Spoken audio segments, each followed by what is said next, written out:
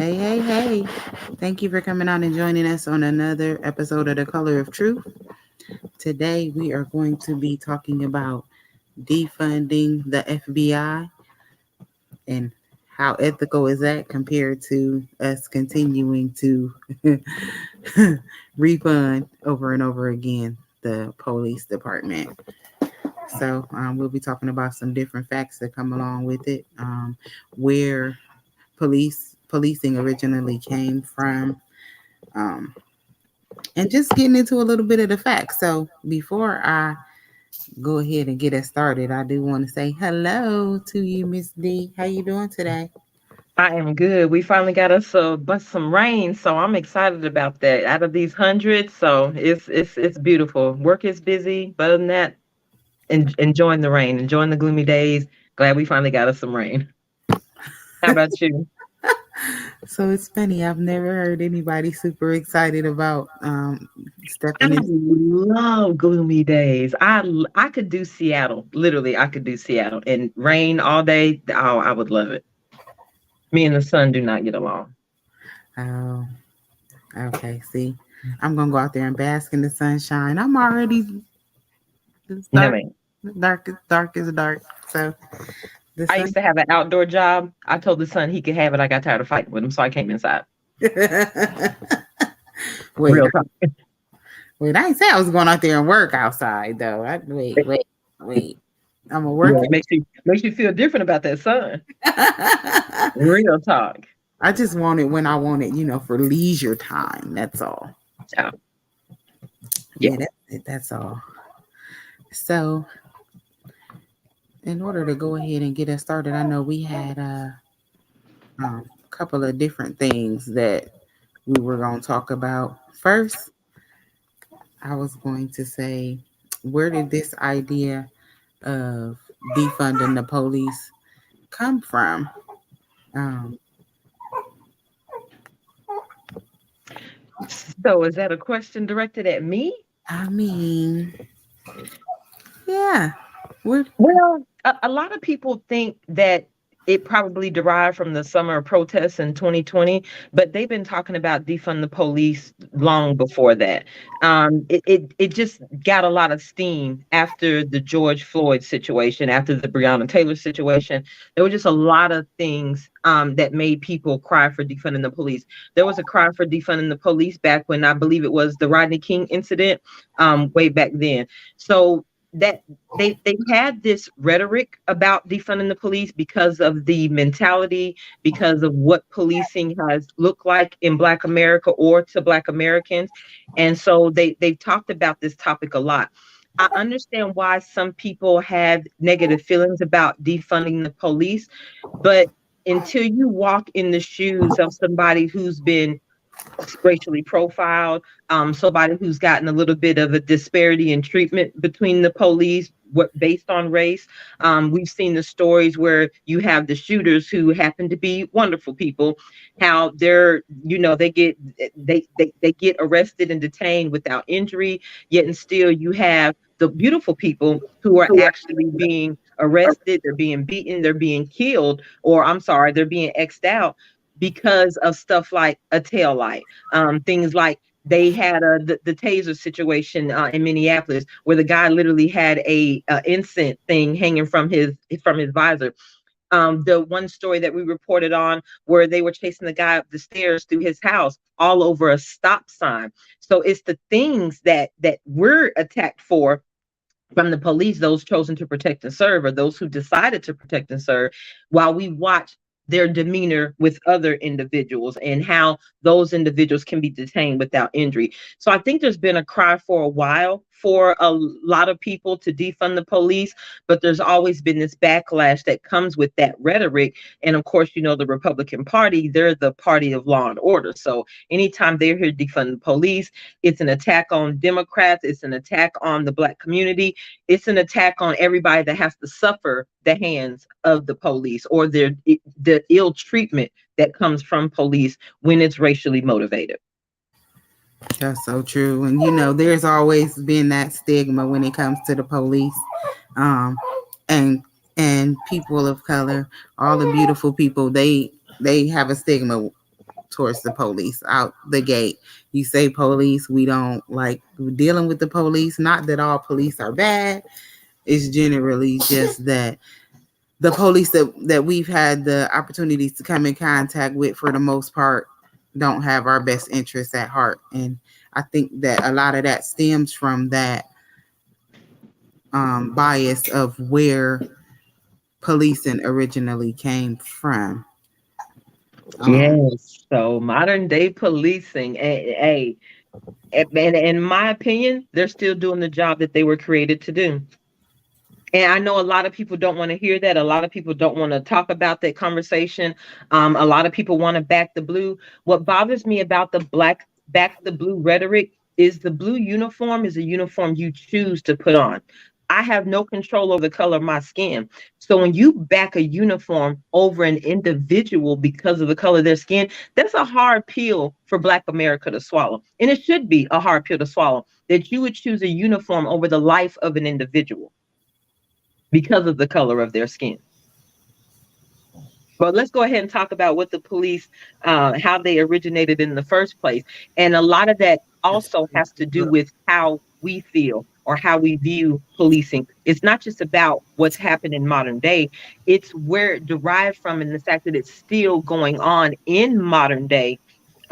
That causes a lot of pause in the Black community, that causes people to have these type of emotions when it comes to policing, because based on what they were created for, we're still seeing a lot of that mentality directed at a certain group of individuals. and that's so true. So up on the screen here, we have what's called the slave patrols, which is the origin of modern day policing and how it was traced back to the slave patrols. Basically, they were created in the Carolinas with one mission, and that mission was to establish a system of terror in order to be able to scare slaves straight and basically pursue, apprehend, and make sure that the slaves were rightfully returned to their owners. Because we were property. We were never considered to be full human beings. They considered us slaves. They originally set up policing in order to be able to entrap us, catch us, beat us, drag us back to our slave owners, which is essentially what goes on now when it comes to the police, especially those who don't have our best interests at heart. Like I said before, not all police officers are bad. I have come in contact with officers who were what people would consider to be good cops. But the problem is that the bad outweigh the good in those And you situations. know what? I feel that too. And I hear people, I know all cops aren't bad, but because of so many negative experiences, it's hard to decide if you want to find out if you're one of the good ones or the bad ones. So we tend to stay away because I don't want to take the chance that you're going to be a bad one. Or maybe you're a good one to other individuals, but you're not necessarily going to be a good one to me. So a lot of us tend to stay away. We don't want to be bothered by them. We try to keep our noses clean. We don't call them. Anytime we hear sirens coming, we start running the other way. And I think that's another issue in our community too. We have such a negative feeling or outlook on policing when it comes to us. So when we see them, there's this automatic tension, this automatic nervousness that comes over us. So when we flee or we run or we get nervous or we start talking crazy, it's not because it doesn't have to be that we have something to hide. It doesn't have to be because somebody's on drugs. It doesn't have to be because somebody committed a crime. It's that we know that at some level, you might be the cop that's going to associate me to the color of my skin. And once I'm associated to only the color of my skin, I'm automatically guilty until proven innocent. But when it's the other way around, they're always given the benefit of the doubt. So when you see how we respond to policing, a lot of that has to do with our temperament towards policing or their temperament towards us and what we've seen in the past, the videos that we've seen. And I always say that social media was a gift and a curse. If had it not been for social media, a lot of the George Floyd story would have never been the George Floyd story had it not been for social media. It was when the world stood up against the George Floyd killing. Europe stood up. All these other countries stood up in solidarity against the police brutality.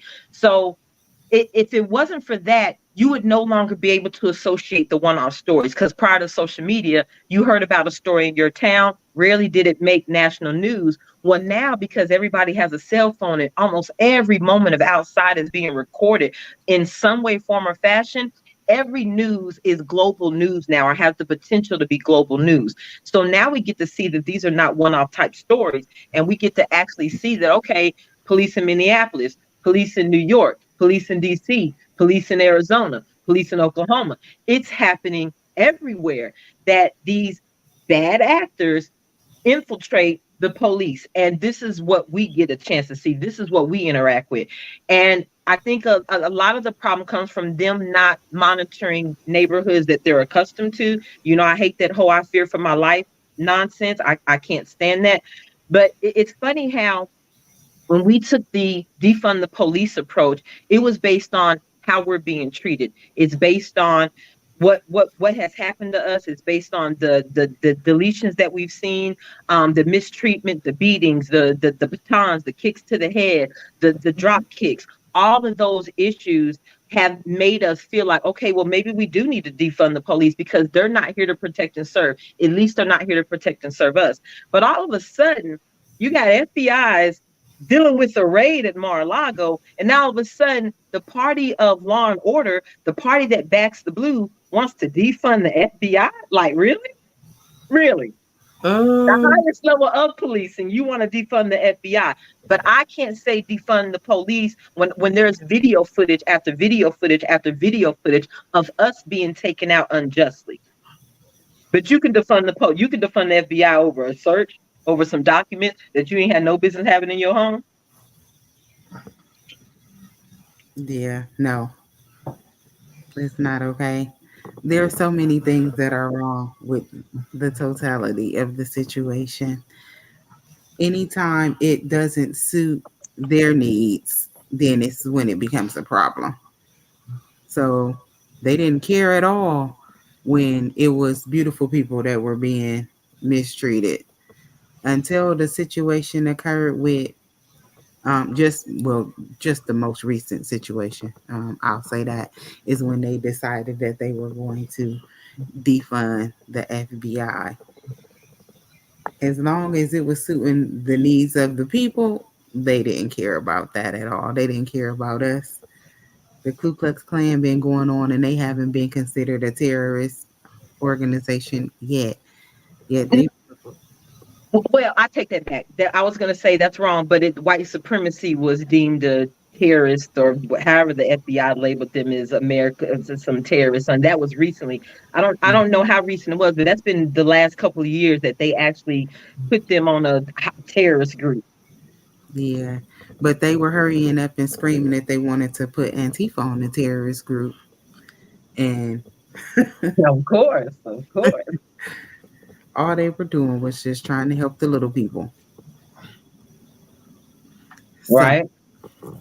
so I think that um, we should probably watch the video about Mar-a-Lago before, so we can have the opportunity to be able to talk about it and everybody understand what we're talking about, what's going on. And I think everybody knows that Mar-a-Lago has been searched by the FBI. But yeah, let's go ahead and play this first, because it's very interesting to see how these so-called law and order Republicans are now all of a sudden, and we saw it on J6. We saw how they basically were in there storming the Capitol, whatever you want to call what they were doing. I don't care if you want to say they were taking a leisurely stroll through the Capitol. I don't care if you want to say they were storming it. They were taking up arms. There was weapons there. There was a gallows there. Like, literally, who the hell brought the gallows to the Capitol? And there were cries to hang the vice president. So you can say what you want, but we watched the law and order people, we watched them storm through police. We watched them hit police, pepper spray them. We watched them ram through the crowd. We watched them do all this. All these law and order individuals. We watched this go down on live TV. But we're the bad guys when we want to say defund the police. Like I said, footage after footage has shown that we are deleted over stuff like incense hanging from the visor, or you thought he had a gun, but it was a pack of gum in his pocket, and you told him to reach in his pocket to get his ID out, but all of a sudden he gets shot because he was reaching. Right. That's no justice. Like you said, we found guilty before we had an opportunity to be able to be innocent. So this first video is that's that Marjorie Taylor Greene video where she was tweeting to defund the FBI while she was making money on the side off of it. Selling t-shirts. That's wonderful. She's selling t-shirts. Did y'all mention that she's selling t-shirts? And how you making money on defunding the FBI? That's what I was gonna say. You selling t-shirts though. She had to get her money's worth. Man. Everybody, she takes advantage of the opportunities. That's what happened. Opportunist. She's an opportunist. Anything she get her. Yes. She's a loyal Trump supporter. And an opportunist. And she's America's biggest beneficiary. Ain't that funny looking chick that had her feet off? I mean, had her socks and shoes off at the office. She ain't had no type of home training. That's considered normal for. No, that's disrespectful and rude, having your funky, dirty, nasty feet on somebody's couch. But yes, she had them. When Trump was in office, she had a little socks and shoes off. I'm like, is she for real? Hey, there's been one time in my life I've agreed with Marjorie Taylor Greene. Well, I take that back 2 times. 2 times I agree with her. Any other time, that woman is batshit crazy. But go ahead. Look, I'm like, go ahead, the video.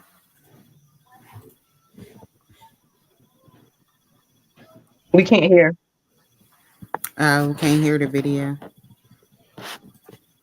Every time, I'm always on the struggle stream. We gonna get it. We gonna get it. Say that.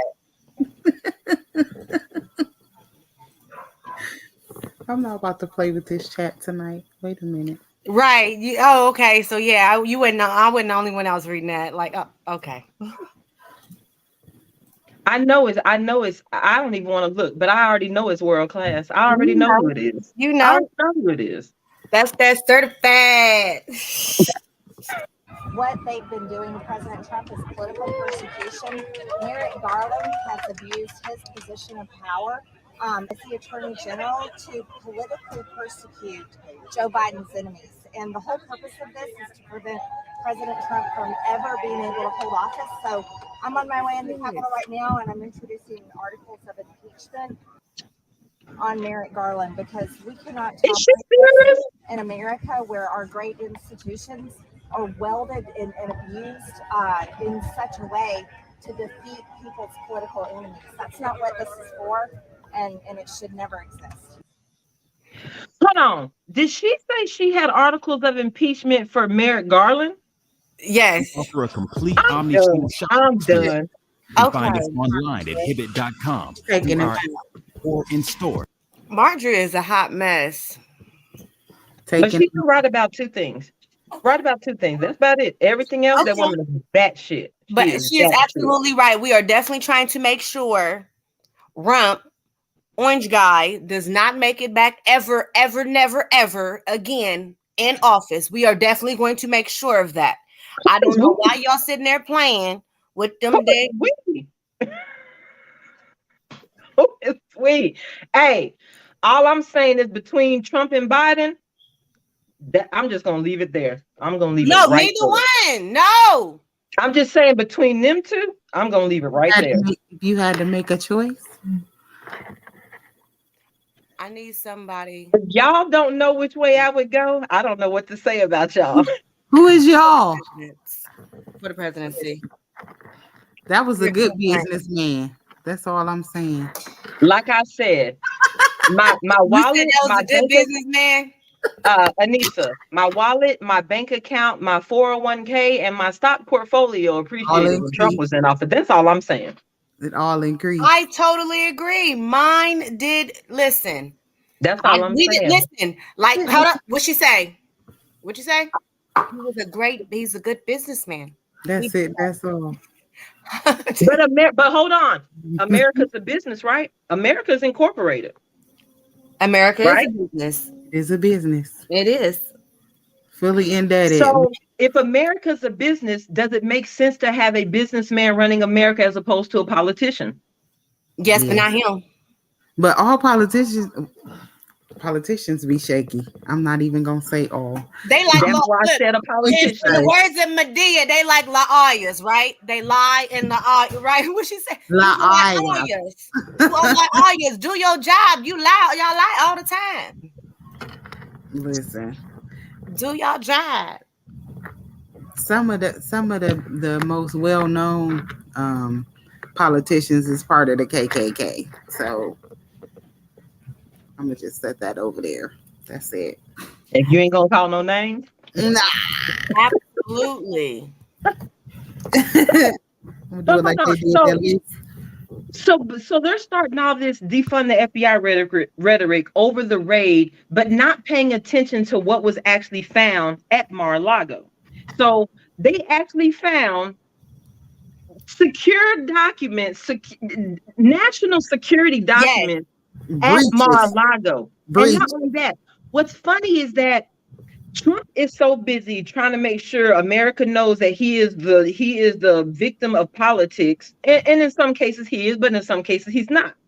But he's so busy trying to make sure the world knows he's the victim of politics that he is adamant, or at least he's claiming that he's adamant, that they actually released the footage of the search of Mar-a-Lago. And I don't think he understands how damaging that may be for him long term. I don't know if he wants to send out an edited version. I don't know what's going on, but from what I've read and heard, there are things that happened during that search, like the FBI telling them to turn the cameras off, things of that nature. And you want to disclose the reasons for the search warrant. You want to disclose, the paperwork that was signed by that judge to allow for the search warrant. But the only reason why he wants that out is because he wants the names to be out. Because in my opinion, all he wants to do is sick his henchmen out on those individuals. In my opinion. That's exactly what he wants to do. But this story right here goes back to what I was saying about him being the biggest victim in some cases, but not. Now, what's funny about this is I don't think them searching Mar-a-Lago for these documents made him the victim, but I do think it's very interesting who the judge was that signed these documents. I think that is very interesting. But go ahead, Rox. Well, let's learn a little bit about Mr. Bruce Reinhardt for those who don't know. So, Judge Reinhardt apparently is the magistrate judge who approved the Mar-a-Lago search. He's the one that everybody's upset with, that you can see. Go back to his picture. Here, scroll back up. Mr. Reinhardt. Yeah, he is. All the rest of them. He probably had a hand in me in some of the documents that was there.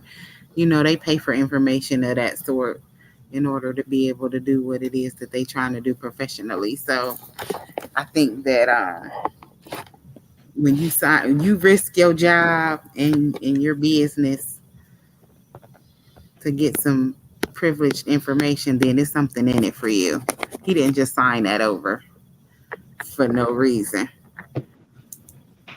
You think so? Go ahead. Yeah, no, I think that there was something that he had there was some ulterior motive. That's what I'm gonna say. There was some sort of ulterior motive. So because he signed this document, now he all in the spotlight, everybody looking at him funny, like, why would you sign some How paper? you do that?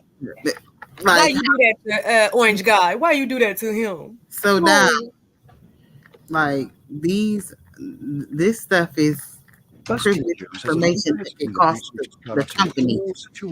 Like, it's not. This ain't no light stuff. This stuff that people trade secrets, basically. That you're not supposed to give away privileged information. So, but I want to go back to the article to show who Mr. Reinhardt is and who else he's tied to that makes this interesting. I was about to say, you got to figure out who he tied with to connect these dots. So pull that article back up because I want to go down to the bottom of it where they show what else he's associated with that makes this interesting. So we know that he was the judge that signed off on him. He's already faced a torrent of criticism from Republicans and become a subject of disinformation and online attacks, many of them anti-Semitic. His approval of the search warrant, right-wing critics contend was a partisan attempt to harass a former president. But that ain't even where the story gets interesting. Keep going down. Keep going. We can go past that. We can start right here.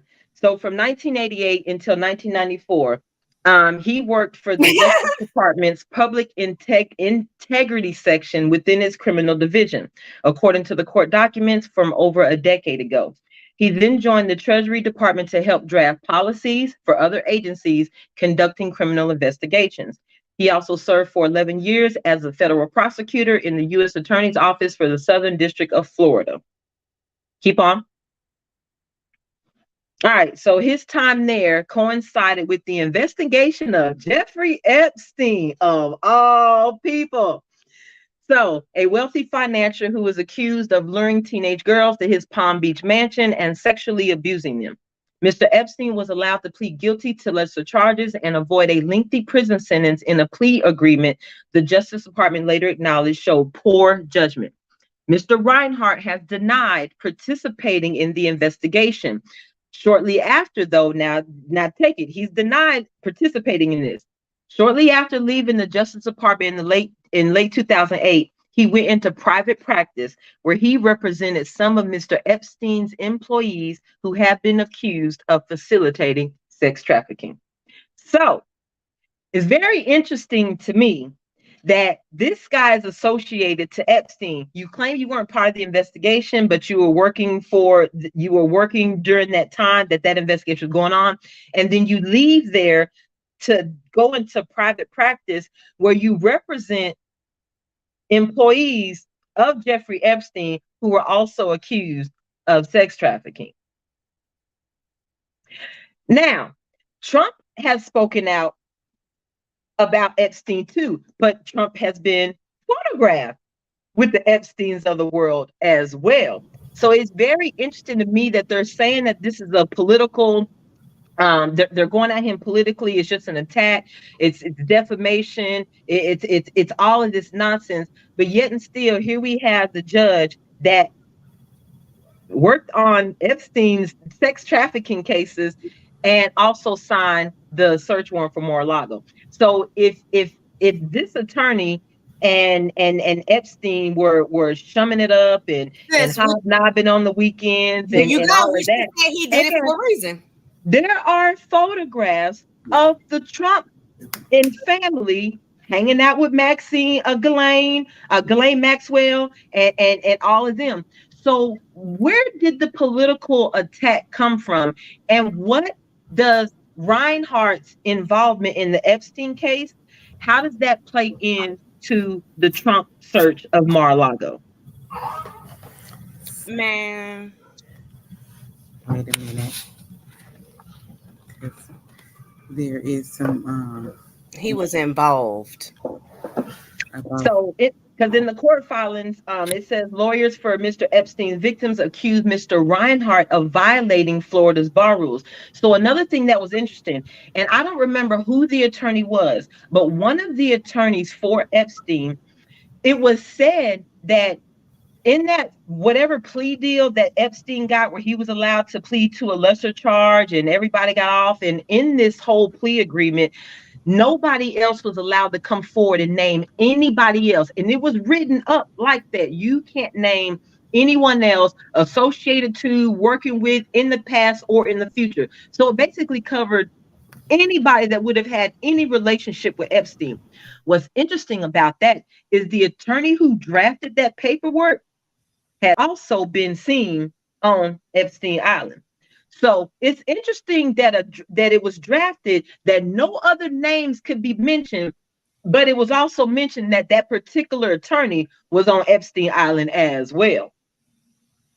So is there some shadiness going on here? He had to go in the house to get them papers. There was some things. That's why I said Trump is the biggest political victim in times that he's not. Because what you can't say is that Reinhardt ain't shady. That's what you can't say. You cannot say this man is not shady. Do you see now him? Whether or not he was justified in going to get those documents? I don't know what was in that I don't know what paperwork they use. I don't know what evidence they use. I don't know who their contact is. I don't know how they determined that that paperwork was sitting in the home. I don't know if Ivanka done told on them. I don't know what happened. But Ivanka. I do know, hey, I'm just saying, I do know that Reinhardt is a shady character as well, because you can't be an attorney for Epstein and not be considered shady. Hello. I'm just saying. Listen, he had to go in there and get them papers. He had some papers in there that had some type of info that had his name on it. He said, okay, they in your house, cool. Hey, sign that without you knowing. I'm gonna sign this. Y'all gonna go in there and get that stuff. I'm gonna need them papers, man. I'm gonna need them papers. I can't show my part. He listen, everybody gotta cover somebody's ass. That's what they doing. Politicians. That's why they so stuck on defund the FBI after the FBI did their damn job. And I don't think they really want to defund the FBI. I really don't think they do. Just in their feelings, like Kiki. They just in their feelings. Right. It's about being a Trump loyalist. It's about them. I don't. Well, they can't even claim that they're a party of law and order. You can't claim to be a party of law and order and talk about defunding the FBI. I'm sorry. You don't get to ride both sides of that train. But that was a hard one to determine whether or not they had justifiable reason to go in there and search Mar-a-Lago or not. Because like I said, you can't say that Reinhardt is not shady. You can't say that.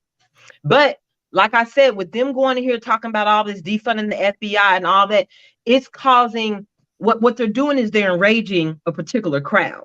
And this particular crowd is making threats because there have been threats against the FBI since the search of Mar-a-Lago. So, but that's no different. So, okay, so if J6 happened, right, and they, ever since the J6 situation, they've been, well, really before then, but J6 was the nail in the coffin. Everybody in the Democratic Party was gung-ho. We're going to get Trump. We're going to make sure he's never in office again.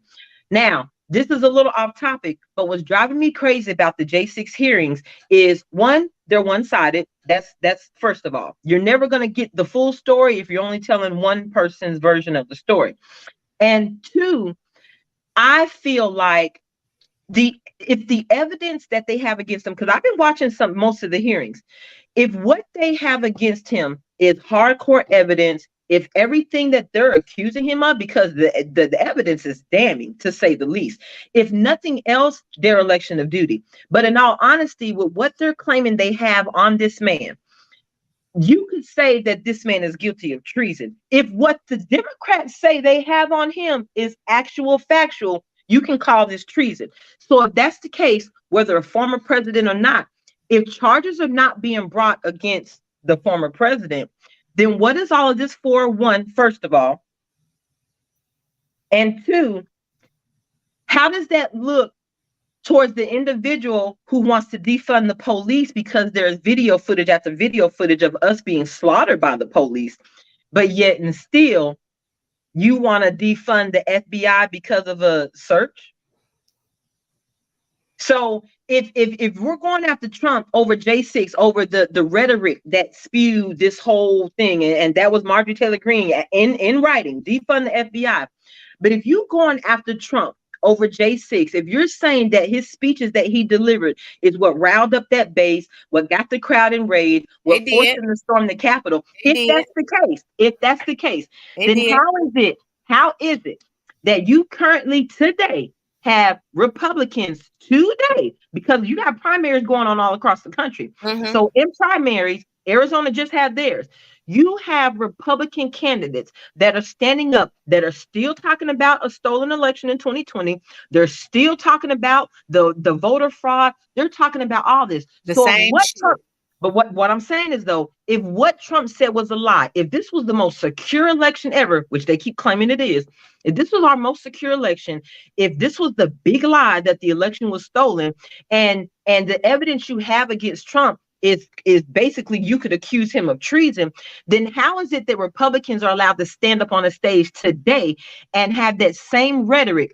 Where's the repercussions? That's what I'm saying. So how can you go after one man for this rhetoric, but every other Republican following suit is keeping up the same rhetoric, and they're winning primaries because of this rhetoric? How is that possible? That's some politics. That's that bullshit. I'm gonna keep it 100. That's that bullshit. They gonna make work whatever they need to make work. Exactly. Okay. Because no matter, at the end of the day, they're the ones that make the vote anyways. So in all actuality, we go down there, we vote, we do what we got to do, and then you have some orange person say that, it was this, it was that. You got somebody, orange, just, you don't even look like a normal everyday person. You don't even look like the everyday human being. Use a whole nother color to yourself, but you gonna say that it was fraud, and everybody, all your little minions, is following. So he got say there was no fraud. Now, there can be evidence that there wasn't enough fraud to turn around the election, but you can't say there was no fraud. And I think that's where the problem is coming in at with Republicans and how they feel about this whole defunding the FBI and where they stand right now. Because in 2016, when Trump beat Hillary, every Democrat under the sun was talking about a stolen election, all this voter fraud, all this election integrity, all this nonsense, right? And it didn't go so nowhere. That's what happened. So they started investigating, and they came up with all this. Kamala Harris wrote a book.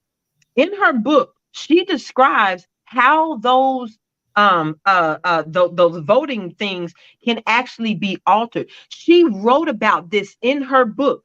So if you know for a fact that those votes can be tampered with, they can be changed, they can be altered, it's mighty funny how in 2016, when Hillary lost, it was voter fraud, election integrity, all this nonsense. But when those roads got turned in 2020 and Trump was saying voter fraud, voter integrity, stolen elections, all of a sudden, oh, what are you talking about? There is no fraud. Now, like I said, there may not have been enough fraud to overturn the election, but what you can't say is that there was no fraud. And them saying that is making them look like there really was fraud, and we're just going to cover it up to save our asses. That's what it looks like to the American public. Anyone who knows me knows I am no Trump fan, but I am not a Biden fan either. So for me, I can argue both of their strengths, even though Biden don't have many, and I can argue both of their weaknesses. So because I'm not biased to either one of them, I can't stand either one. Neither one ain't got no business being the president. Trump nor Biden got no business being the president of the United States. But what you cannot say is in 2016, all the evidence that you presented, if those instances or those things occurred in 2020, you can't say this is the most secure election ever. Because what the hell are you comparing it to? 2016 when Hillary lost? That's bullshit. So I don't think they want to defund the FBI. This is just going along with that whole rhetoric. They believe Trump's going to be back in office in 2024. And I'd be interested to know if he's actually going to put his name on the ballot. I promise you, I cannot wait till these midterms are over with to find out whose name is going to be on that ballot. Oh, I believe he definitely going to try it. But they're trying to stop him with all of this Mar-a-Lago stuff. But see, that's what's driving me crazy about the Mar-a-Lago search. So if I'm not saying that it wasn't justified, I'm not saying that at all. It could be totally justified. He ain't had no business having them documents in his house. Everything they found is evidence against him. I'm 100% cool with that.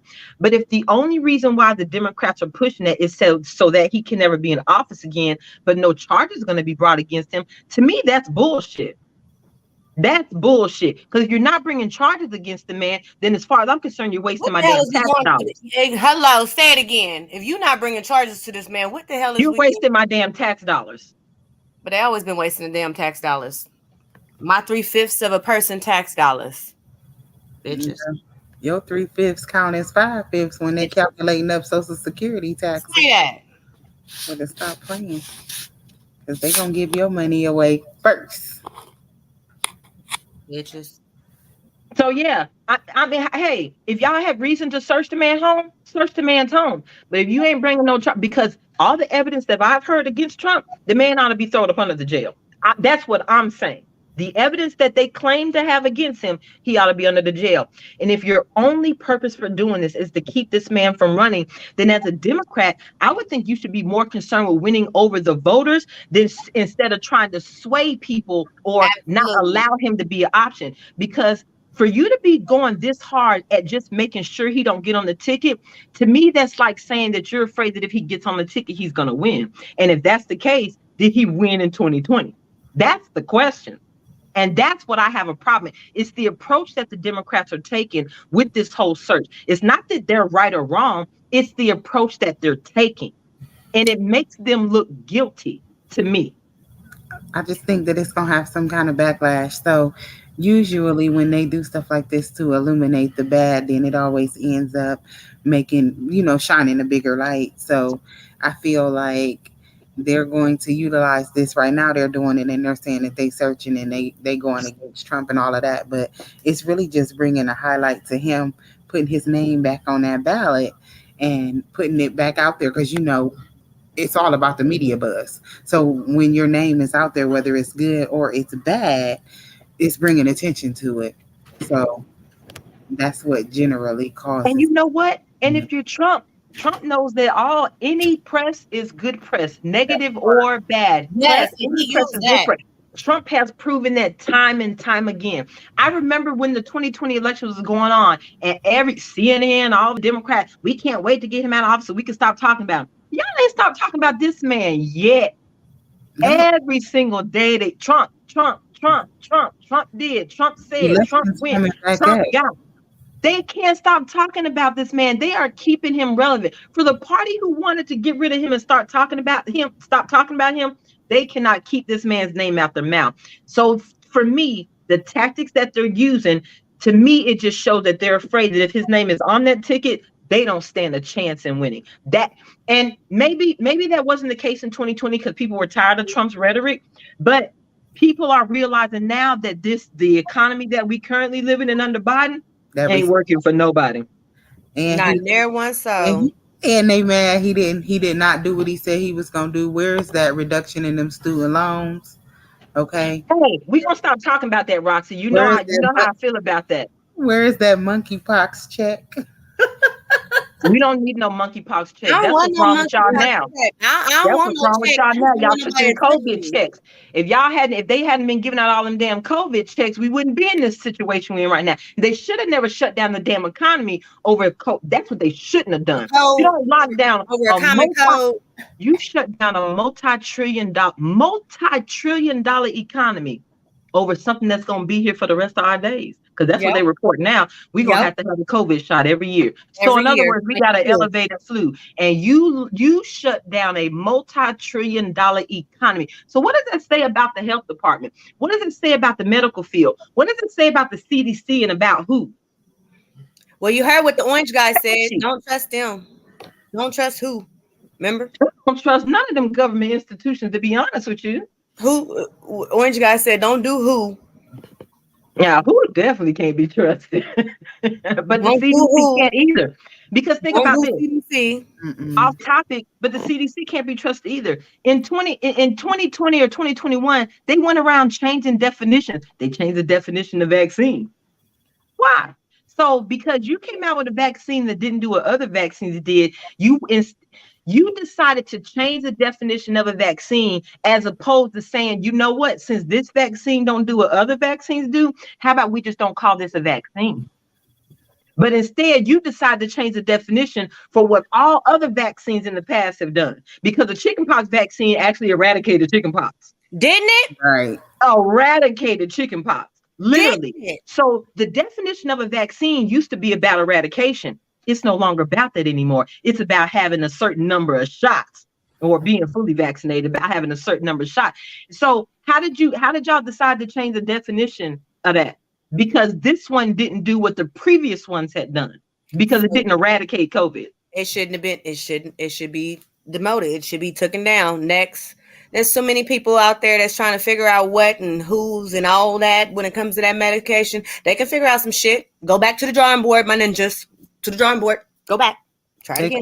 It take years and years and years and years in order to be able to make that happen. Though. And if that's so, how the hell did y'all find these COVID vaccines so damn quick? Then, if it takes many, many years, how the hell did you find that? Now, I done know for a fact COVID been on that Lysol can for many decades. Don't tell nobody this, but it's because Fauci's been working on it for years on end. I'm just saying. Yeah. Exactly. And Y'all better read that book, the real Dr. Fauci. Y'all better read that book. That is a book everyone should read. The real Dr. Fauci. Were they working on the virus or working on the cure? They've been working on the virus. Fauci been on his shit since the AIDS pandemic. Fauci been on his shit since the AIDS pandemic. On Dr. Fauci? Been on his shit since the AIDS pandemic. And the same thing they did when C-19 happened is what he did when AIDS happened. I'm just saying, Fauci been on his shit trying to win a Nobel Peace Prize. But carry on, we done got off topic. Wait a minute. We ain't never off topic. That's politics. Listen, that's political. That's all political. Okay. Ain't they trying to get Dr. Fauci? They try to kick Dr. Fauci out. They try to demote him so bad. They try to take his license and everything. He retired. They need to. But they tried to take his license. They tried to take everything about that. Fauci needs to be hit with crimes against humanity. Okay. I don't care what nobody. Fauci needs to be hit with crimes against humanity. And Orange. Hey, I don't like him. They're not And about all the majority minorities of the United States of America that consider me 3/5 of a person now. Do you think that they about to play with that man and he out here creating viruses and knocking them down? They not but. Hey, y'all better watch out when that man retire. Ain't no telling what's coming, because Fauci said he retired in 22 at the end of 2022. What come after he retires? What y'all need to be worried about? Try this. Try that. I'm trying to tell you. He be in there. Be out here in our air. You know they already said they was gonna start charging us for it sooner or later, like they charge for If they find out how to bottle it, that. they sure will. It's gonna be a lot of y'all taking y'all last breath when they figure out how to bottle air. I promise you, a lot of y'all gonna take y'all last breath, and some of y'all gonna have y'all breath in your baby name. out here debating on whether or not they gonna buy some big eyelashes and some long nails or some air, as opposed to breathing. Now y'all know that, sir. And you know what's sad? It's gonna be a whole lot of thoughts that's gonna pick eyelashes over air. A whole lot of them. Say her life. y'all know that's off a cartoon movie though. I just want to let y'all know that's off a cartoon movie. I forget which one it was, but yeah, old dude was charging for air. The mayor was charging for air. That's funny. That's a cartoon, and if I'm not mistaken, it was like Dr. Seuss's cartoon. One of the movies, cartoon movies. Like the Lorax. Dr. Seuss books being banned now? They probably are, but his movies still be coming on. I'm just saying. He still got. Go ahead, Rox. We done got all off topic. I mean, not off topic, but we done got all off topic. But go ahead, Rox. So I think at this point we should take a minute so that we can watch this video for the updates on the keys to what happened at Mar-a-Lago. It looks like it's at the end. David or John? Yup, he went back. David, John. All right, y'all know don't do me. All right. Stuck with string. Hey, but you getting better, National Archives tonight. You getting better, Rox. We're gonna have this thing nailed down in a couple more shows. Let's go. Trump, the National Archives tonight, in a letter to Congress now, on those 15 boxes of White House records recovered from Mar-a-Lago, confirming that the boxes did in fact contain classified documents, including national security information. Here's Jonathan Carl.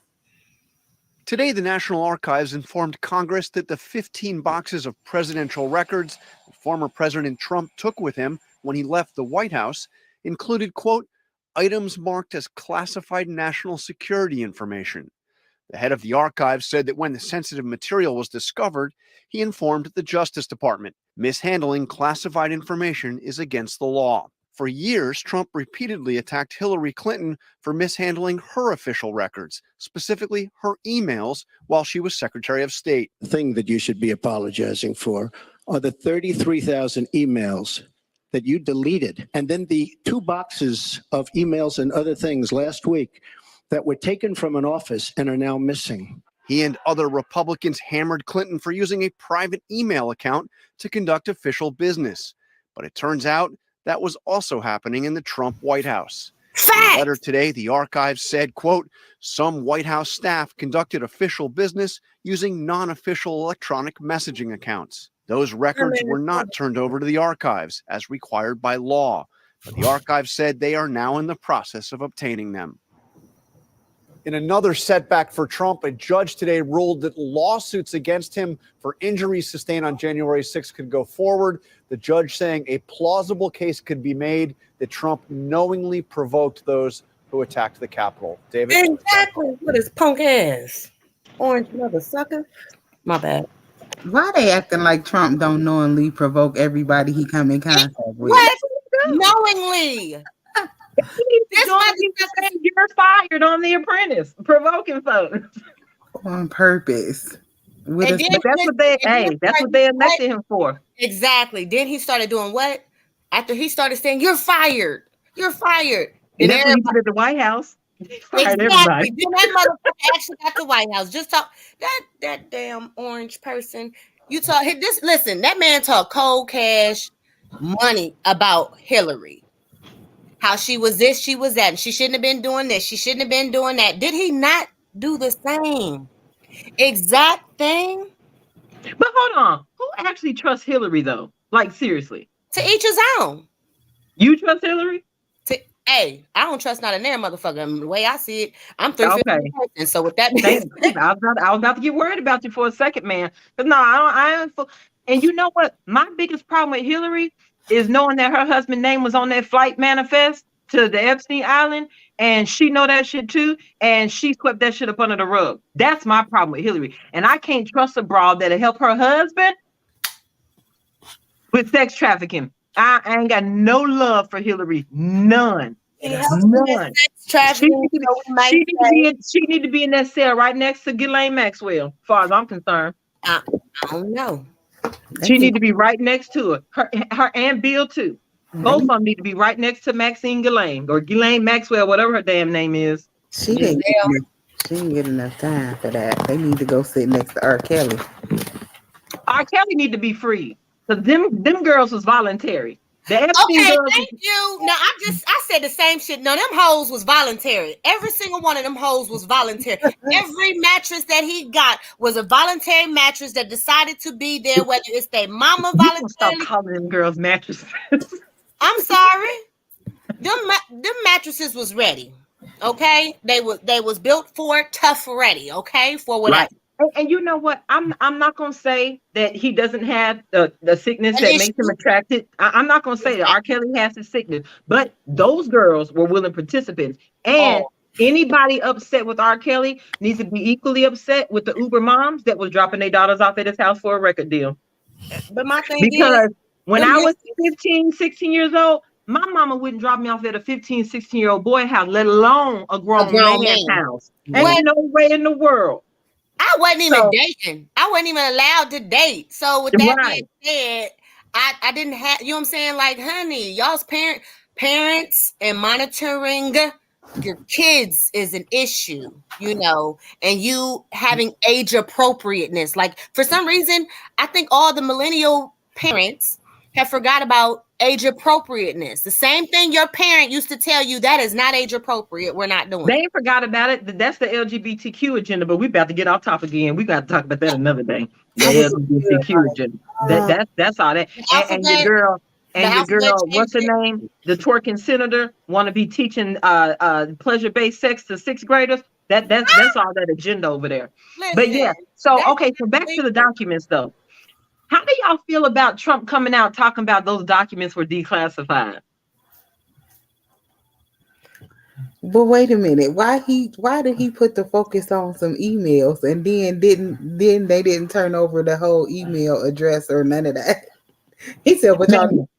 Trump talking about the documents are declassified. First of all, the entire time Trump was in office, what did he do orderly? What did he do that was by the book, this is protocol? So you mean to tell me you went through the protocol to declassify some paperwork? I don't believe that. I don't even don't know what the process is to declassify shit. Because you can't just take a box of paperwork home and say these are declassified. That's not how that works. That is not how that works. He took 15 boxes. But my thing That is not how that works. I already know that dude don't know nothing about protocol, order, nothing. That's why every time he was supposed to go in front of that stage and get to talking, guess what? They made sure they tried. Listen, sir, this is what we want you to say. Okay, they try to do anything possible to try to get that mic off of him. Like, focus on what we asked you to talk about only. They said that dude always had his own agenda. But you know what though, Anissa? As much as you're right, it worked for him. Perfectly. You couldn't stand him, but it worked for him. They allowed him to do so. I don't care what. When Trump made the statement that he could, what did he say? He could stand in the middle of New York Times Square and shoot somebody and nobody, and he is absolutely right. He is 100% right. His fans, they don't give a damn about none of his shortcomings, none of his lies. They don't care about none of that. Now that for me is a problem because you could support one politician over another. You could be a Republican, you could be a Democrat, whatever the case may be. But that doesn't make you blind to the truth. Like I said, I can be honest about both of them because I can't stand neither one. And it's funny how when people talk about Trump, they assume I'm a Biden fan. And when people hear me talk about Biden, they assume I'm a Trump fan. But I am neither. I'm just honest about everything. But you being a Trump supporter doesn't mean that you shouldn't be able to point out where he's wrong. No different from your kids. You love your kids. That don't mean them little crumb snatchers don't be wrong sometimes. And that don't mean you can't be honest about it. So anybody who's a lawyer, just like Biden, you got people right now that are so anti-Trump that they want to say that Biden is the best president ever. This is a great economy. However, I don't know what rock you living up under, but you must be one of them people that's getting subsidized by everything. Because you got to be the only type of fool that think this is the best economy we didn't have. You got to be. My damn cereal was getting smaller. Cereal was getting smaller. The box has shrunk. No, the cereal, the Fruit Loops, damn cereal is getting smaller. Getting smaller. The boxes have shrank. The other day, and I don't even buy cereal anymore, but the other day I walked down the aisle because I was going to get some oatmeal. And at the side of my eye, I was like, what do these look like doll boxes of cereal? And I looked over, the cereal boxes have shrank. All of them. But the price is going up. I'm like, what the hell is happening? But you're not listening. Yes, you might have made that box a little smaller. Why the hell is y'all making my damn Fruit Loops smaller too? These is mini Fruit Loops. These ain't regular. So they saying you get the same amount of loops in the box because the loops are small to go with the small box. Big time, like, listen. There was some Honey Nut Cheery Loops. Exactly. Small ass little shits. Like, wait a minute, I gotta get like 2-3 bowls for this. I usually eat one and I'm good. Right. 2-3. Yeah, but there are some people out there that will follow a politician or party to the core where you don't see any wrongdoings. And I'm sorry, I don't care how much you dislike Trump or how much you love Biden. Any fool that thinks this is a great economy ain't got no business making no decisions. You ain't got no business having no damn opinion, to be honest with you. But I'm gonna tell you, that's how it goes when it comes to followers. People that follow people to their detriment. Just look at all of them people that followed that pastor that was passing out the deadly Kool-Aid. Cyanide poison in your Kool-Aid. Keep pouring it out for everybody to motherfucking everybody gonna take that plunge. No, homie. Now, Roxy, now you know we're gonna have to have a conversation about that church. Listen, But we'll save that for another day. We gonna have to talk about the church and what religion means. Not even that church. It's just I mean, yes, let's talk about it's multiple churches that do that, multiple cults that do that. They just follow them all. They people tend to follow the popularity of the crowd. That's all I'm saying.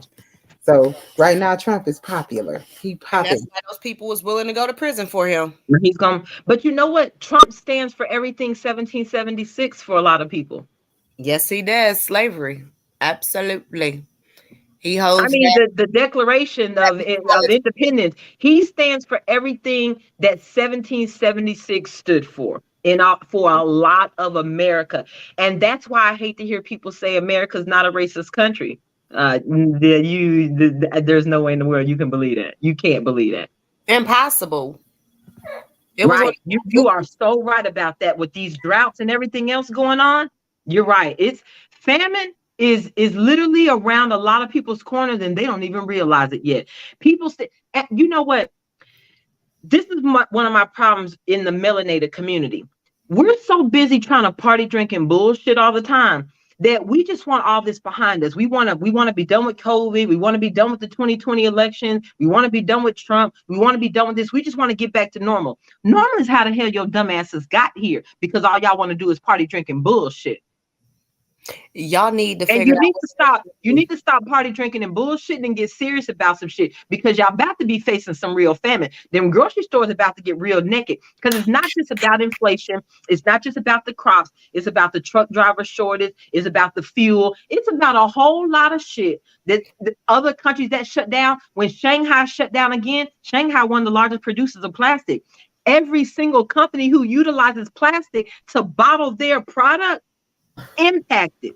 So you might not necessarily be feeling it as much because you can still go to the store and buy some milk. You might not find everything that you want, but you can pretty much go to the grocery store and stock up your house. That's until they start pulling that stuff off. But little bitty things are starting to disappear. You're starting to notice. I'm like, hold on. That used to be, they don't have that no more. Interesting. People are about to start getting hit real hard. And it pisses me off that the melanated community wants to talk about bullshit all the time about what rapper said this or who beefing, what rappers is beefing with this, but what Megan Thee Stallion doing. Who gives a fuck? Because Megan Thee Stallion ain't gonna put no food on your table when them grocery stores get bare. No, but she did join in with Chris Rock on taking them pictures with them heifers and heiferines.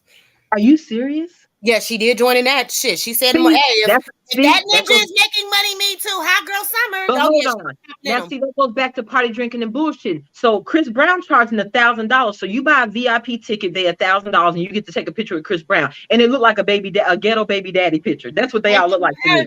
So you got $1,000 for that.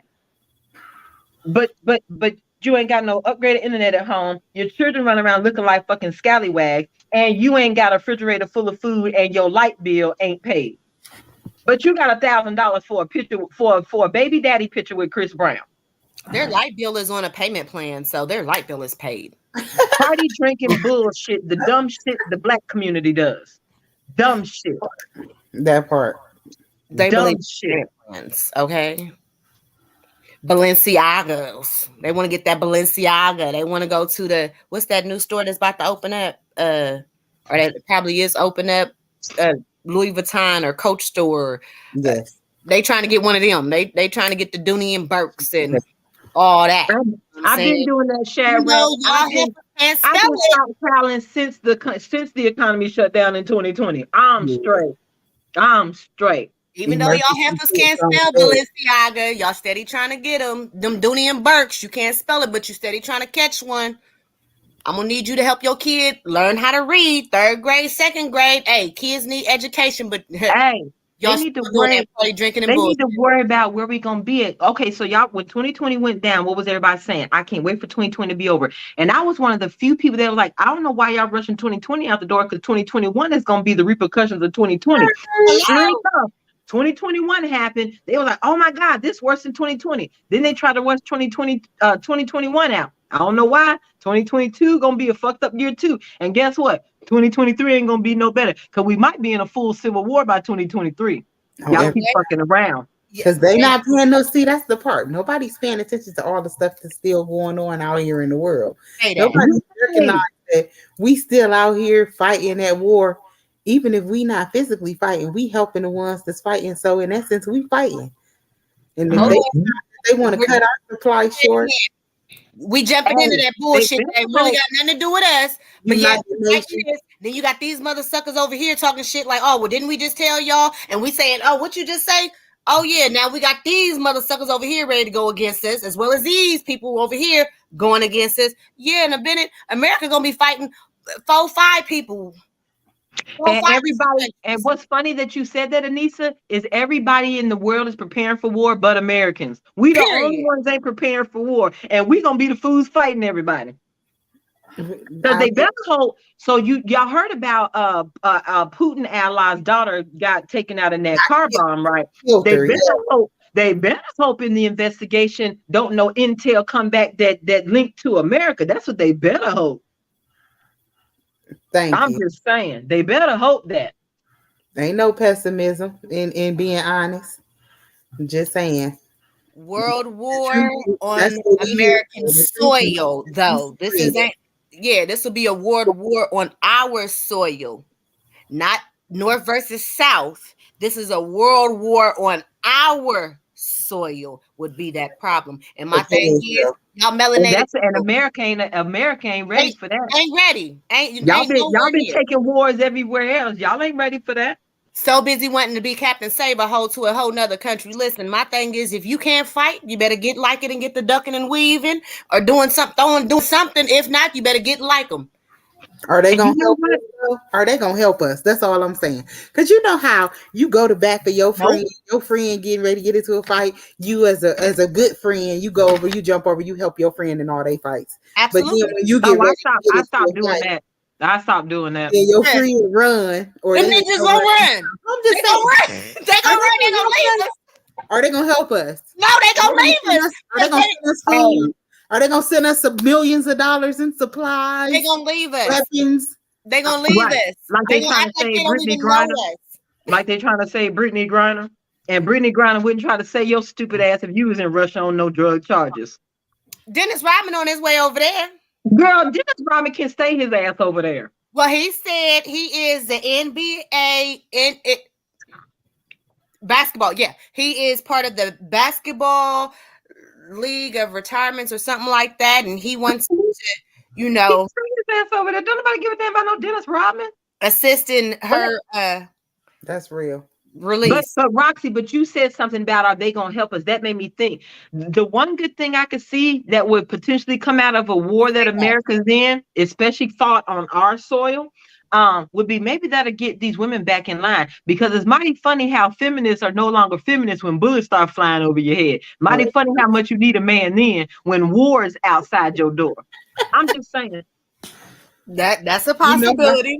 We know how to follow. Trust me. All the feminists in Russia, all the feminists over there in Ukraine, what happened when the ammo started flying? All of a sudden, wasn't no more feminists. That's all I'm saying. Mm-hmm. That's true. When the war going on, women act like women.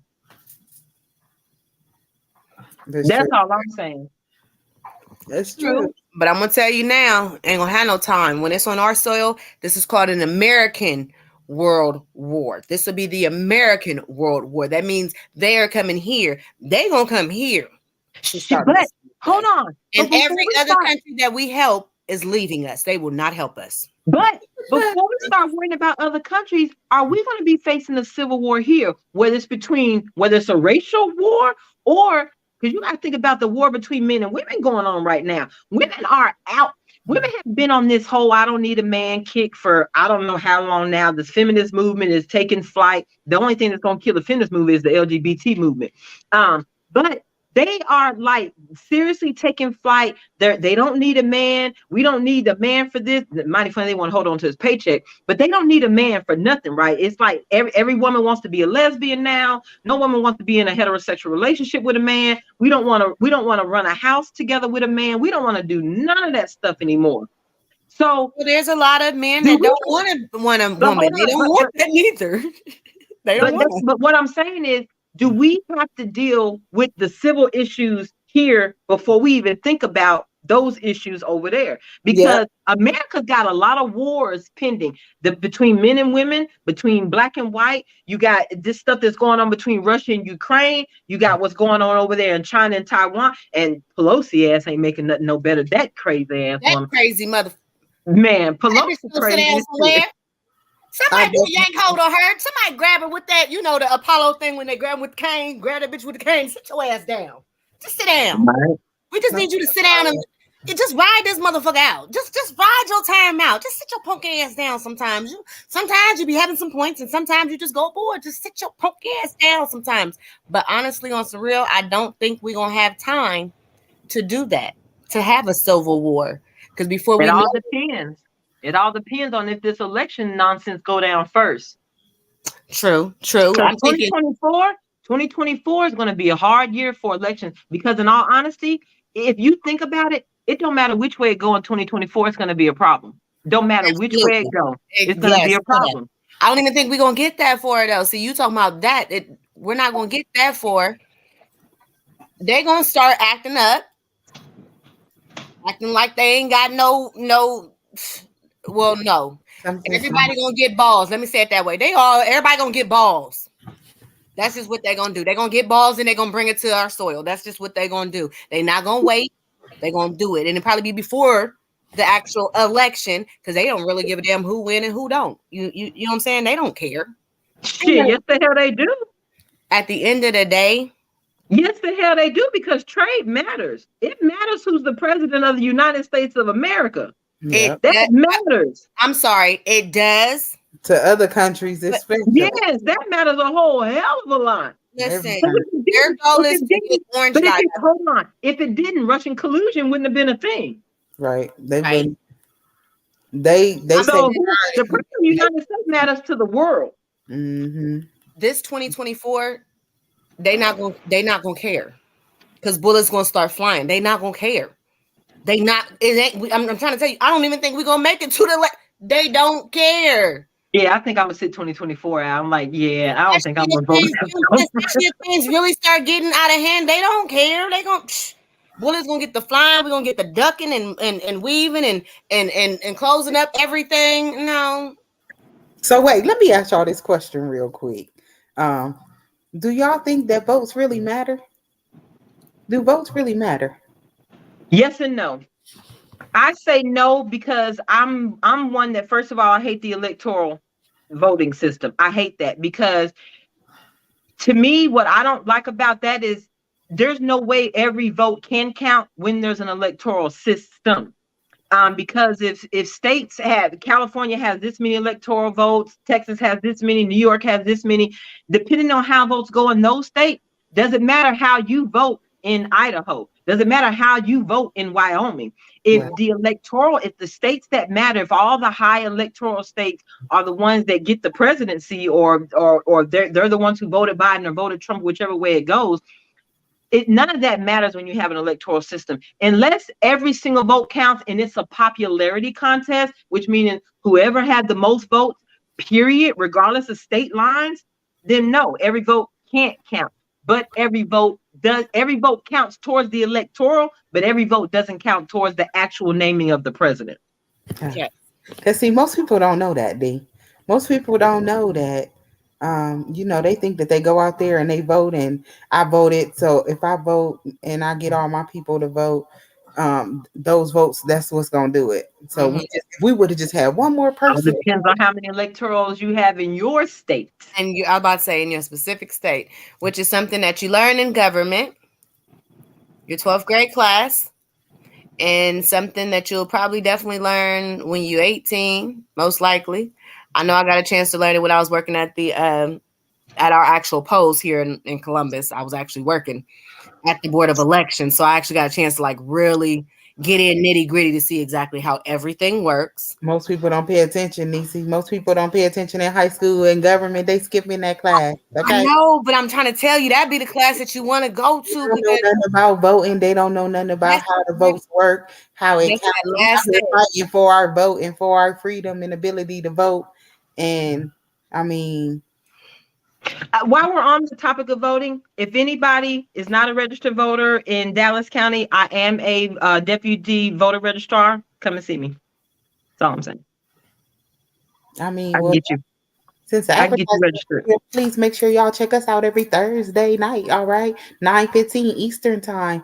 Yes, definitely like, share, subscribe. I'm a deputy registrar. I'm a deputy registrar. I can actually get you registered to vote. I'm just saying.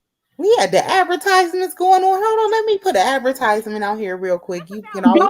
That's not advertising because that ain't a job that ain't a job I run around hooping and hollering about. But I am a deputy registrar. So hey, if you know somebody in Dallas County that needs to register to vote, send them my way. I got you. I ain't mad. Well, I can definitely tell you if you're from Ohio, hey, go to ohio.gov and you can pull it up there for your papers to be registered to vote. Or you go to the Board of Elections. That's how you choose. Yeah, go get that done. So another question, because since we talking about voting, do you think that it's more important for us to actually go out and put the vote in, or is it more important for us to stand up and run for offices of this sort in order to be able to create a greater impact? Run, definitely run. I mean, hands down, run. But I'm not running a also, person. but running also comes with its problems too, because once you're in politics, I don't believe there are too many souls in politics, regardless of the level, state, local, federal. I don't think there are too many politicians who aren't crooked or don't have secrets on others, or I just don't think that really exists. So once you get off into politics, I think for the most part, you fall victim to the game of politics, period. So I think even though I think that's the best way to go to implement change is to actually be there and not voting. Mm-hmm. However, a lot of people in politics got there because of the dirt they had on somebody else in politics. Kamala Harris. But I'm going to let that, I'm just going to leave that where it's at. Because Kamala Harris ain't got no business being nobody's VP. I don't care who like her. I don't care what kind of black girl magic y'all want to associate to her name. She ain't got no damn business being nobody's VP. No business. She is not qualified for the job. She got her name out there enough, and she shook the right hands, you know. You shook the right hands? You mean suck? And let me be quiet. Hey, I mean, dang! I'm gonna be quiet. I was being politically correct, okay? Political correct. I'm gonna be quiet. No, she did not exactly, Mr. Roberts. Not at all. She did not get probably 1% of the color votes at all. Democratic support votes. She did not. I know she did. Because that's crazy. Because I know some diehard Democrats that stood behind their vote for Biden, but hate Kamala Harris, and they diehard Democrats. So I was like, yeah, Kamala ain't got no business being nobody's VP. She is not qualified. The most powerful thing she said the whole time she been the VP was, how dare they, when they overturned Roe. You remember that, when they leaked that draft and she was like, how dare they? That was her most impactful speech, but it was still full of shit. She's so childish. I'm just saying. That's the most she done had to say. You supposed to be the whole board of czar, but the board is out of damn control. Always out of control. But she the board of czar though. So what the hell are you doing? But I believe that I'm waiting on them to invoke the 25th Amendment. I promise you. And I'm just going to put this out there. If they invoke the 25th Amendment and Biden catches COVID, I believe in 2 cases of COVID was just a forewarning. That's just how I feel about it. I believe that they know, the Democratic Party, the DNC, is aware of Biden's approval rating. I believe they know he sucks as a president. I believe they know that the economy is on the decline. And I believe that they know that he don't stand a chance in hell at winning in anything in 2024. I believe they all know that. But And I wonder if they will actually invoke the 25th Amendment because of his decline, because as the economy continues to fail, because they don't want to call it a recession. I believe if they actually invoke the 25th Amendment and put Kamala as the sitting president, I believe they'll go ahead and claim the damn recession and let this economy fall in blackface. I really do believe that. I promise you, I believe that. That'd be so much easier to Look, allow it to happen. they gave it a chance.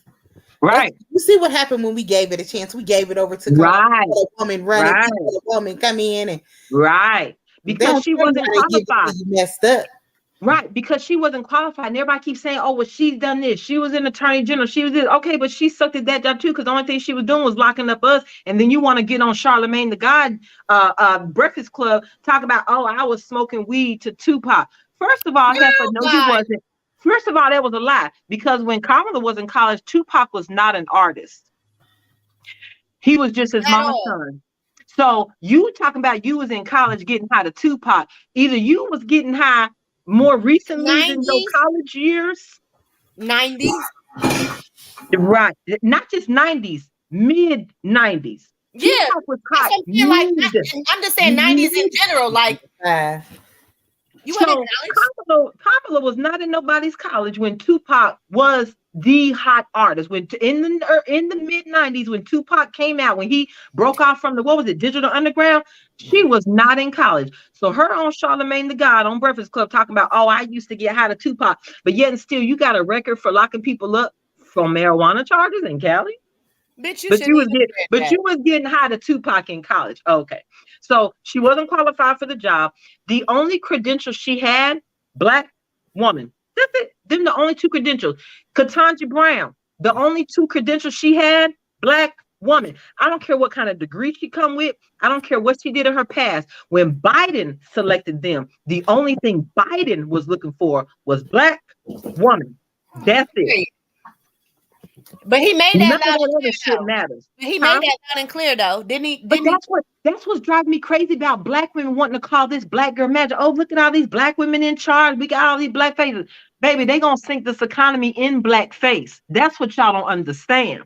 And if you're not qualified for the job, I don't give a damn about you being a Black woman as the first VP as a Black woman. I don't give a damn about that. What I care about is 20 years from now, when the history books are written, what are they gonna say about the first Black VP that America had?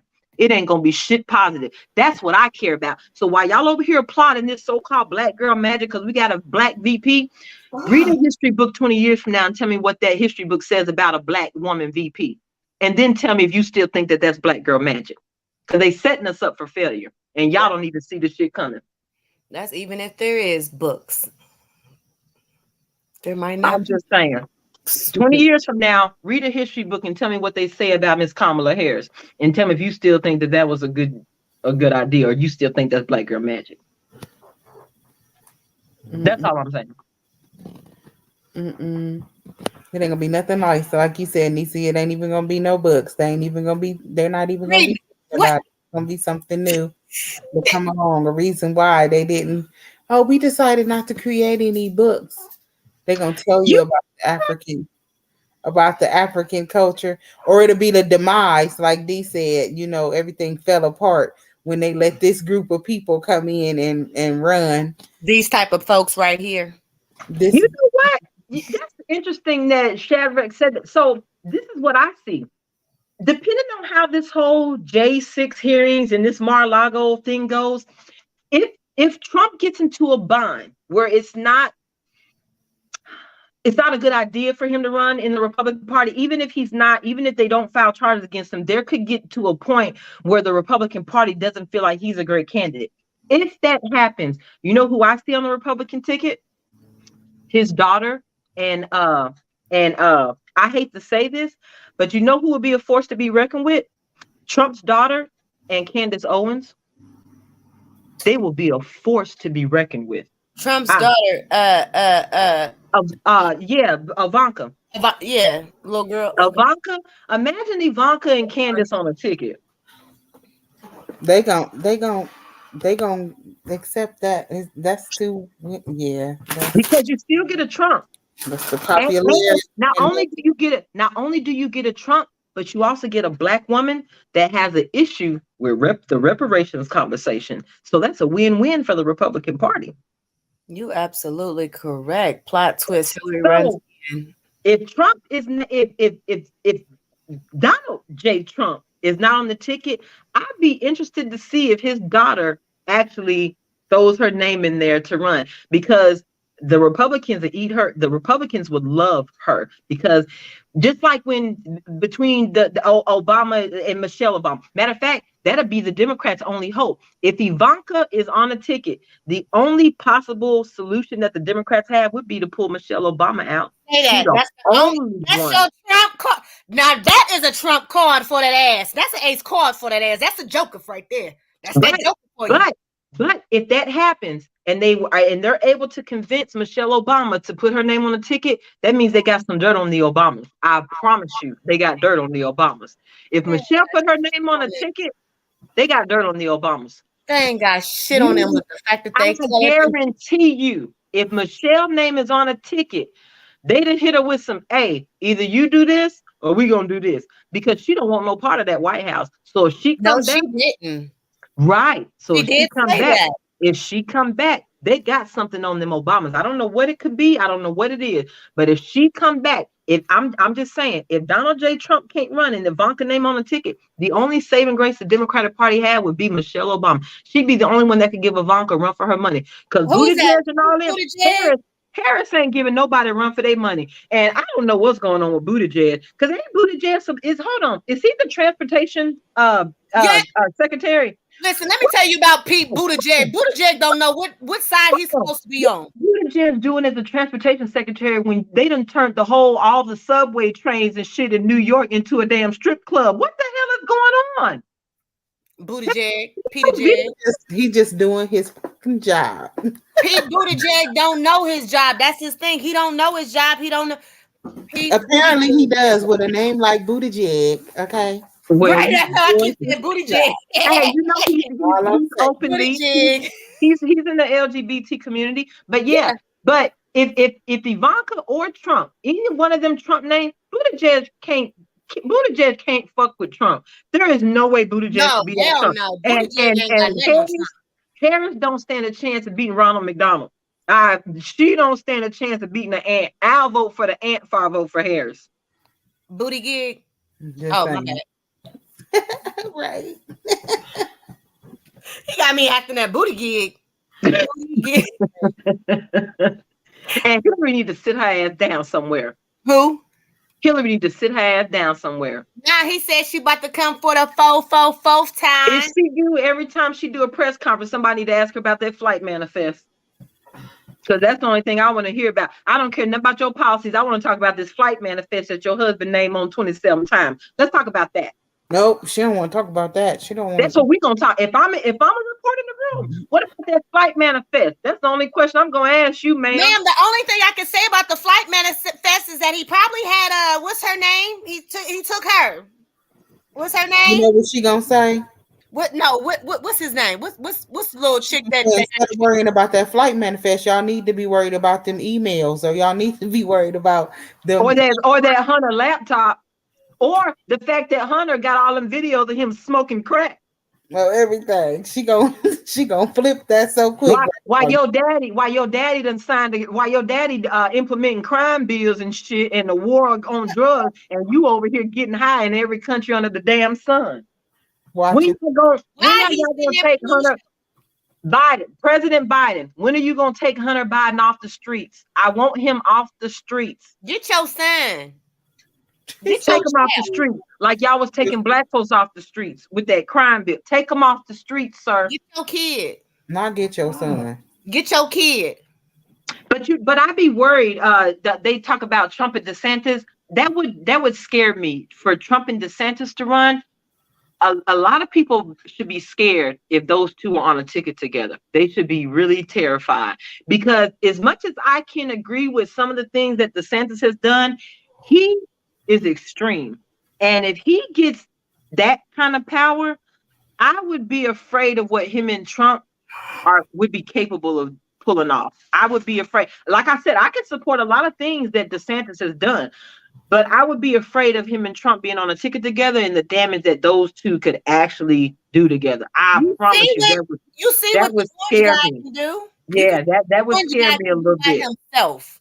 The orange guy got how many supporters? Over 1 million. They said very close to 1 million supporters, right? Who? Orange dude. Half the country is a Trump supporter. Well, half the country is a Trump supporter. I'm sorry. I'm just going to tell you that they actually gave a number. A little over 1 million. I'm over here. I don't care what number CNN put out. No. They did say a little bit over. They actually tried to specify a number when I was watching. They must be talking about one of his platforms, because half the country is a Trump supporter, if not more than half. But I promise you, half the country is a Trump supporter. I promise you that. That's Trump supporters. What you mean? Yes. I promise you that. To see Trump go, like, dang, he was making us all rich. Because it's people that don't like Trump, but like the money that they had while Trump was in office. I know a lot of people ain't a fan of Trump. Like I said, my finances looked a little different when Trump was in office. That's all. My 401k has plummeted. That's all I'm saying. Thanks to that old man, Mr. Old Man.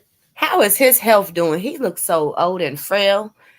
Cool, Biden. When they get in the presidency, I kid you not, this look like they got smacked with 20 years in their face. Bam! As soon as they get in the presidency. That's why I'm worried that they're going to invoke the 25th Amendment. If Biden comes down with COVID again, y'all need to be looking out. Because I really do believe that they're going to fool around and invoke the 25th Amendment. If this economy, because you got to think about the temperament of America. So we talked about them, the difference between them defunding the FBI and not wanting to defund the police. And, they supposed to be the party of law and order. You consider what Biden represents in America, or what he claims to represent. If Biden decides, so he represents white America. I don't care what side of the political spectrum he's on. Biden is white America. So if they invoke the 25th and they sit, what's her name in there? Because you got to think about the Pelosi's that are in office. You also got to think about Jill Biden. Jill is a very smart woman. She does not like the idea that her husband is taking all this flack.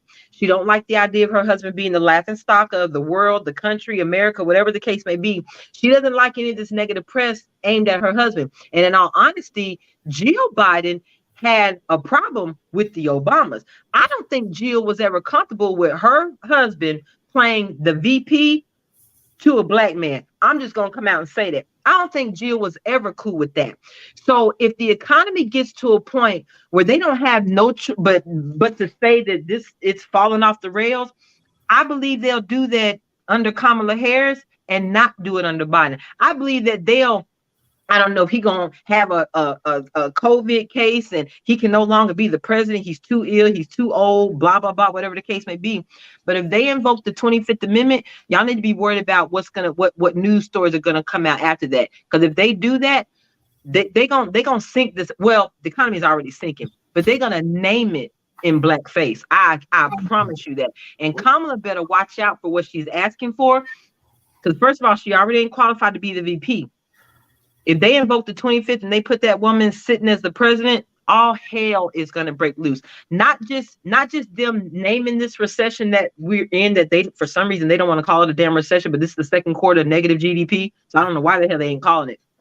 But for them not to be naming it now, if Kamala gets in there, they'll name it. But that's also going to cause a problem with, you got to think about this. If half of the country is a Trump supporter, a lot of those individuals still believe that this was a stolen election. You got Republicans now that are still out there in these primaries talking about the 2020 stolen elections. Mm-hmm. So if that happens, you're going to have the Americans who felt like it was a stolen election. So not only is Biden an illegitimate president, but now you put this woman up here that nobody voted for. Even the people who voted for Biden didn't want to vote for Kamala. So to have her as the head of state, the chief, that would be dangerous for America. And I don't think they really realize that, because those Americans who feel like they've been ousted or they've been, their votes don't count no more because of stolen elections, they're going to feel some type of way about having Kamala sitting in the president's seat, and nobody voted for her ass. And you know, if Kamala get in that seat, that neck roll girl gonna come out, and it's gonna be a whole problem. A whole problem. You saying a little bit of color gonna come out?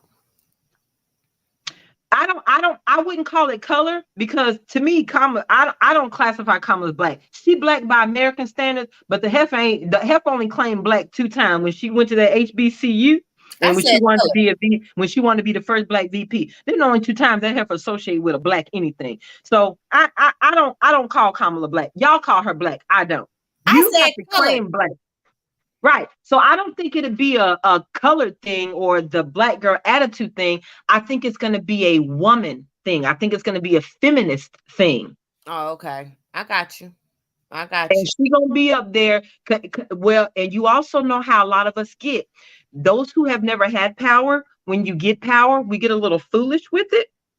Oh, so you got to think about everything that Kamala has endured up until this point, because she's endured a lot. Whether you like her or not, even if everything you say about her negative is true, she has endured a lot of criticism. So you take that individual who's endured all that criticism, who's been an attorney general and all that, now all of a sudden she's sitting in the president's seat, and you don't think it's going to be a problem? I know that's right. And nobody voted for her. To sit in the president's seat and nobody voted for you, that's going to cause a problem in America. Not just with the economy, not just with me, because I just feel like if they sink it, they're going to sink it in blackface. Because just like how they're running around here applauding all these, we need more diversity. Diversity always just means black. I don't know why diversity doesn't mean religion. I don't know why diversity doesn't have anything to do with gender, religion, with all this other stuff. It only means black for some damn reason. So now that there's this cry for all this diversity, y'all want all these black faces. And because the feminist movement is taking control of everything, it's black female faces. Exactly. You got to think about all these black faces that are getting all these levels. You got the Ketanji Brown, you got all these people, all these women trying to move up to CEO status and all this other stuff. Just around the country. I mean, just around the country in general, there's a lot of, in different companies now. Pepsi. And what a lot of people don't realize is that oftentimes we're looked over. And I will admit that we are looked over oftentimes. A lot of times we have to work a lot harder to prove that we deserve to be here. But at some point in time, you have to ask yourself, when did we go from being considered 3/5 of a human to, because I don't care what you say, the 13th Amendment is problematic for me. So we went from being 3/5 of a human to going through all the Jim Crow eras, black codes, and all this other type of stuff, to where we're still in today's environment, we're still being racially profiled by the police, to now all of a sudden they put black folks first. And I felt the same way when C-19 was out. All of a sudden, y'all been at the back of the bus for 400 years. All of a sudden, C-19 come around. Oh, we got to get the black community vaccinated first. For what? We ain't never been first. Why for the fuck we first? For 420 plus years, you ain't never first now. So when you look at all the black faces that are being put in positions of power today, I'm not saying that some of them don't deserve it. I'm not saying that some of them haven't earned it. But you have to ask yourself, why is there such a huge movement to put all these black faces in power now? Because we've been concerned with that. They haven't been concerned with that. But all of a sudden now you concerned with it? Why? Because they like using us as lab rats, experimental. Right. But what a lot of people don't realize is, if you go back and look at a lot of history of companies, oftentimes when companies are on the verge of bankruptcy and all this other stuff, they'll put one of y'all in charge. They put anybody but the people that they really mess with. They'll put a weird, they'll put one of y'all in this seat. They'll give y'all a sinking ship. Now, if you happen to get lucky and save the sinking ship, you know what's gonna happen? They're gonna take that job away from you and give it right back to the person who put the hole in the boat in the first place. They have done that. You can Google a ton of businesses that's actually happened to. So when are we going to start asking ourselves, why now? it's not that we don't deserve it. It's not that some of us haven't earned that right. It's not that some of us haven't been shitted on and been, we've been duped out of those positions. But all of a sudden, now they worried about us not having positions of power. I just find that mighty hard to believe, and I find it very coincidental that in today's environment, there's this push to put Black women in charge. For what? And that's another thing. Why do y'all want to be CEOs and can't run 1,000 square foot home? Your house is in shambles, but you want to be the CEO of a whole company, but you can't run a damn household. It just sounds good. The work is not what they're looking for. They like the title. That's another problem I have with all these title chasers being in charge. Right. Do you really want to be the CEO, or do you just want to be the CEO? They like those titles. One thing I have noticed about people, melanated people, they love titles. They love labels. Bam, there you go. They love labels, right? Mm-hmm. They love labels, hands down, no matter what it is. They don't even have to be able to spell that motherfucker. They can say it and they can Google it. You know what I'm saying? They ain't got to be able to say it. I mean, they ain't never had to been able to sing the shit. Some things that these people be buying and wanting so bad. They follow. They are followers of crowds or followers of whatever's popping, whatever's different. I don't know. I've always wondered about people wanting to be label chasers, because sometimes you want to be a label chaser. Being a label chaser come with a lot of things, especially that specific label that you're looking for. Comes with a lot of things. Better make sure you really want to be that label. Right. And especially now, if I was Kamala, I would be nervous about the position that I hold right now, because if they really go through with this whole, because everything that's happened since the FBI search of Mar-a-Lago, you got a lot of that other community who's actually, so they've had increased talks on civil wars. There are increased talks on like attacks against the FBI. So when that group of individuals decides they want to do something, history, if it's taught us nothing, is that they understand violence, is that they understand that, matter of fact, the America we enjoy today was obtained through violence. That's all they understand. So I would not want to be a Kamala Harris right now, while you have a part of the community that is really trying to upend the whole, all of that. They don't mind going after the FBI. They don't mind the J6 or so-called insurrection or whatever the hell y'all want to call it. It all depends on the camera angle. Because I'll be the first to say, I watched J6 go down. I watched what happened live. But I will be the first to say this. Yes, there was a lot of people who broke some laws, who was fighting the police, breaking and entering, all that, because I'm one of the people that, I'm sorry, Ashley Babbitt, whatever her name was, she was supposed to be shot, because had that been one of us, first of all, had J6 been full of our faces, it'd have been a river of blood flowing down down the Capitol. So bad. They would have sprayed it so bad. We would have never got to them Capitol steps. We never would have got that far. We would never even got to them damn stairs. Listen, they would have stopped us right then and there. Everybody would have came out. You would have seen them come out of everywhere, pointing them guns at us. I kid you not. They would have loaded every full clip they had into us if we would have ever did that. But that's my problem with Kamala, though. And how many of them being what she is, huh? How many of them died that day? How many officers? Just Ashley Babbitt. No, nobody. No, the only person that died on January 6th was Ashley Babbitt. Those officers that took their own lives after, I'm sorry, you can't count them in the J6 insurrection.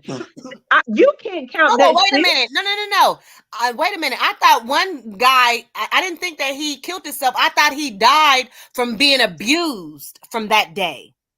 It was one guy that died. From what I know, I don't know, because from what I know, hold on, was that the guy that was crushed up in the doors? Yeah, he died. I didn't know that he passed. Listen, I remember one guy ended up dying due to all of that he went through that day. They committed suicide. Shut up. Self-deletion. And I'm sorry, you don't get to count that in the J6. So first of all, that was after J6. That wasn't on January 6th. That didn't happen there. The only person that died on J6 was actually Babbitt or Bobbitt. I don't remember what her last name was. I don't know where she thought she was coming in anyways. Honey, girlfriend, what? But that's what would make me nervous about being a Black woman and being in Kamala Harris's position. I would not want to be standing next in line for the presidency while you have that environment who was capable of J6, and still now they're talking about going after the FBI. They're talking about civil wars. You're seeing a whole lot of this rhetoric kick up again. And none of these individuals are afraid of the fight. They're not afraid of the war. They're not afraid of the repercussions. And they're not afraid of being exited. But like I said on another show, we live in two Americas. There's the America that taught their children or understand the price of freedom or the cost of freedom, even if that means at the cost of your life. And there's the America that doesn't understand it. There's the America that fought wars, their own wars. And then there's the America that didn't even fight their own war. Because regardless of what you think, we didn't start the Civil War. We ain't the reason why. We are not the reason why that war went down, even though we should have been. So we didn't even fight our own war. But yet still, we running off to fight other folks' wars in hopes of being accepted by them. But you didn't fight your own damn war. So I would not want to be in Kamala's position, being next in line in this environment of what's going on today, with Trump having the power that he has over people, with him being able to enrage his base and his crowd. I just would not want to be that individual. And I think more of us need to be skeptical about the positions that we are being given. Not that some of you haven't earned it or deserved it, but they were overlooking you 2 years ago when you earned it and deserved it. All of a sudden, now they see some potential in you. All of a sudden, we getting put at the front of the line. Bullshit. But that's why they've been screaming equality and, how they were giving us a chance and trying to make sure that they put it out there like it's an opportunity for us to be able to grow versus what it really is. Okay. Because they were out there on the front lines and been like, oh yeah, we getting ready to let y'all take the fall for this BS we got going on over here. Because, we always make all of these detriments. We always create all of them and then leave y'all to take the fall for it. That's what and because we naive and don't be paying no attention, we think somebody finally giving us a chance, got something good for us. We fall right into it. Fall right into the trap. It's a trap. What's that? Denzel, this will probably play. You've been hoodwinked, bamboozled. Bamboozled. Out here. That's what's wrong with you.